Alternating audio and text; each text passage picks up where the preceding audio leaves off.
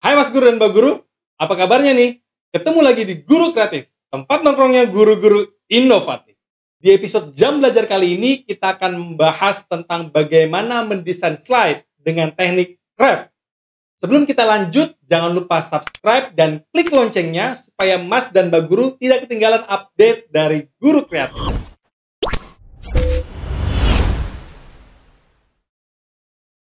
Melanjutkan tentang teknik public speaking, lalu terkadang kita membutuhkan sebuah alat, yaitu slide. Salah satu teknik dalam mendesain slide adalah Wrap. Namun sebelum kita masuk ke teknik Wrap, perlu kita ketahui bahwa mendesain slide bukanlah tentang mendekorasi. Membuat desain slide bukanlah memasukkan sebanyak mungkin ornamen, namun bagaimana membuat desain sesederhana mungkin namun tetap informatif dan menarik. Selain itu, dalam desain slide, kadang kita harus mengetahui preferensi atau kesukaan audiens kita. Untuk template slide design, kita bisa menggunakan berbagai resource atau sumber, misalnya seperti Canva, Slidesgo, dan sumber-sumber lain. Nah, sekarang baru kita masuk ke dalam teknik Wrap. Kita mulai dengan kontras. Mengapa sih kita perlu membuat slide dengan warna yang kontras? Dengan warna yang kontras, kita sedang membuat audiens tidak kelelahan matanya untuk menegaskan suatu informasi atau pesan dalam slide kita. Karena kadang-kadang kita dihadapkan pada kondisi ruangan dengan pencahayaan yang terlalu banyak cahaya matahari yang masuk, LCD proyektor dengan kondisi yang kurang maksimal, maupun saat meeting online yang kadang audiens kita menggunakan layar monitor dengan resolusi standar. Bagaimana cara penerapannya? Ada dua hal sederhana yang perlu kita perhatikan. Yang pertama, saat kita menggunakan background yang terang, maka teksnya gunakan yang berwarna gelap. Atau sebaliknya, background gelap, maka teksnya berwarna terang.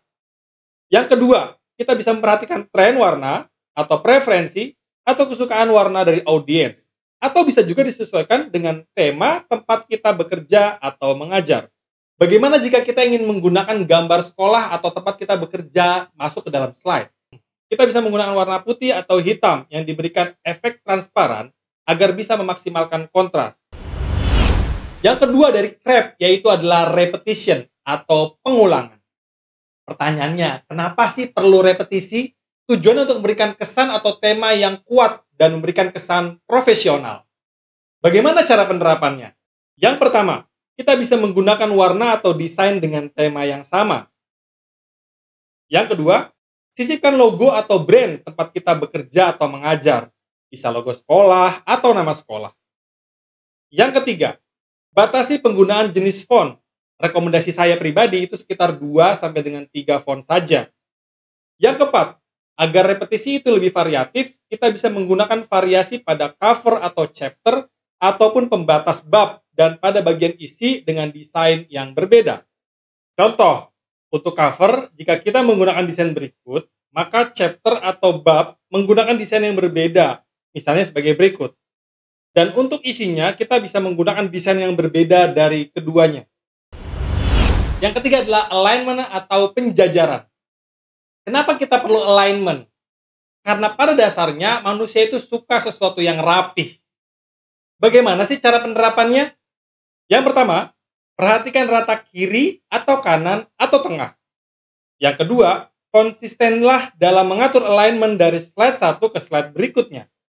Berikut adalah contoh alignment yang kurang baik.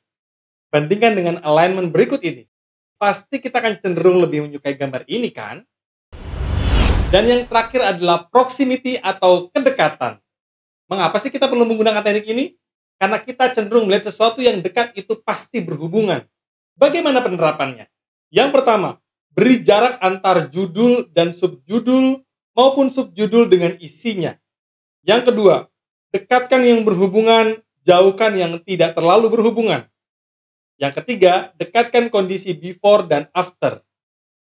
Contoh, jika kita ingin menuliskan judul penelitian kita atau improvement kerja, kita bisa mendekatkan judul dengan periode penelitian atau improvement kita, dan nama kita dengan institusi tempat kita mengajar ataupun bekerja. Jika kita ingin menampilkan kondisi sebelum dan sesudah, usahakan letakkan secara berdekatan. Tujuannya agar audiens bisa melihat perubahan dari kondisi sebelum dan sesudahnya. Seperti saat kita melihat iklan pemutih wajah, biasanya kondisi sebelum dan sesudahnya akan disandingkan. Sekian episode Jam Belajar kali ini. Semangat mengajar, teruslah belajar. Terima kasih.